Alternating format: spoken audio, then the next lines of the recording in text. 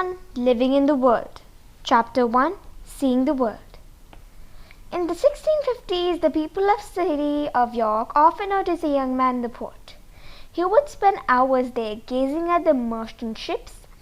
The youth was called Robinson Crusoe, and his father wanted him to be a lawyer. Never, he protested. I would be bored to death. What I really want is to explore the world in one of those big sailing ships. And one day Robinson disappeared. He left a note behind explaining that he was at the sea. Sailing to Brazil, he begged his parents to forgive him and promised that he would return when he had made his fortune. News arrived after a few months. Brazil is wonderful. I have a young Portuguese friend and we have started farming together. Everything flourishes in this amazing soil. Robinson was right. But after a few years, he became bored with the growing tobacco and sugarcane and longed to go traveling again. I would like to see Africa, he said. There is gold there and ivory and spices. We could make a lot of money and then we could buy more land. Leaving his friend to run the farm, he embarked on the first ship that he could find. But on the coast of Brazil, a great storm sprang up, and the ship began to list badly. The sails rattled, the mast creaked, the captain bellowed out orders, but his crew could not hear him. Suddenly, disaster!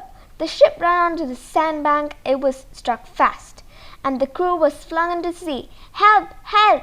Cried Robinson as he struggled through the waves. He continued to struggle for a while, but the sea was too strong.